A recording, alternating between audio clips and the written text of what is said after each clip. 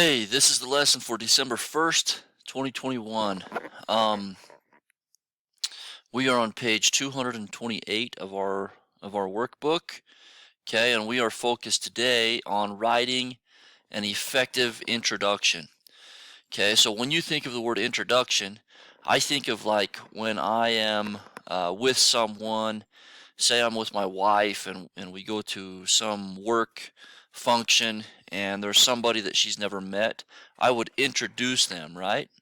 Um, so when I introduce somebody, I help them to meet each other, right? I kind of break the ice between them.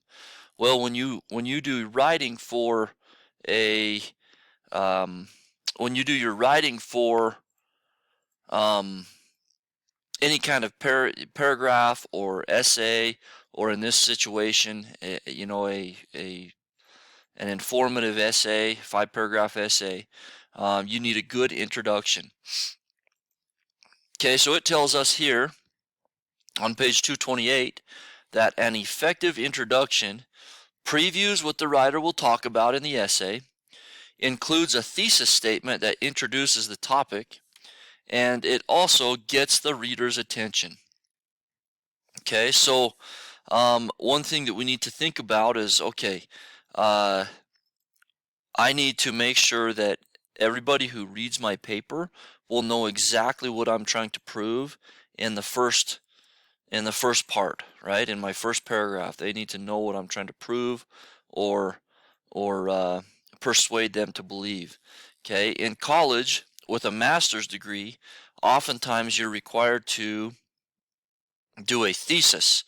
Okay, so with a thesis, uh, the thesis could be anything. Like I could do a thesis on um, how poverty affects education in a negative way. So people who don't make very much money, uh, does it affect their children's education? Okay, and then with that, I would go and I would study different communities, um, you know, places that are in poverty, places that are not in poverty, and I would compare, right? So that's kind of what you do with a thesis, and then you gather all your evidence to support your thesis. Okay, and that's what you do with an introduction. Okay, all right, so we do all those things. Okay, so right here it says reread the introduction to the model essay, underline the thesis statement.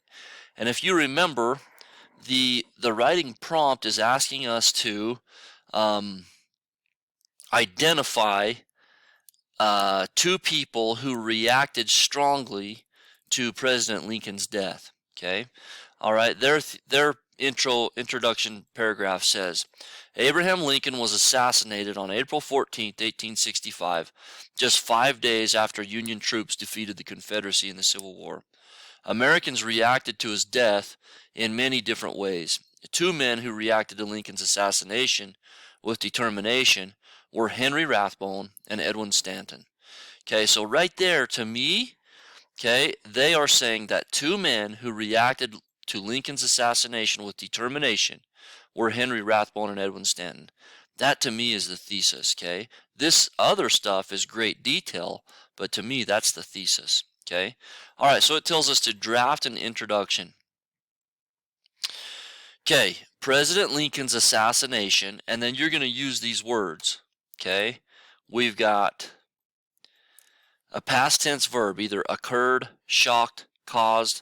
So President Lincoln's assassination caused many people to react differently to his death, or caused many people to be afraid of what might happen to our country. It could be President Lincoln's assassination shocked many people because they had just won the war. Okay, anything like that. You guys will fill that in using one of these. On the night of April 14th, 1865, Americans, President Lincoln, John Wilkes Booth. On the night of April 14th, 1865, John Wilkes Booth, this is my example, John Wilkes Booth successfully planned out to assassinate the president, and he carried through with his act. Okay, something like that. Okay, so you guys will fill this part in. All right, and then you need to start thinking about two people that you feel had a big reacted strongly to President Lincoln's death. Okay, all right, so I want you to start to think about that. For today, we just turn in page 228. Okay, all right, so I want you to start thinking about and drafting your introduction to your paper. All right, guys, have a great day, and we'll go from there.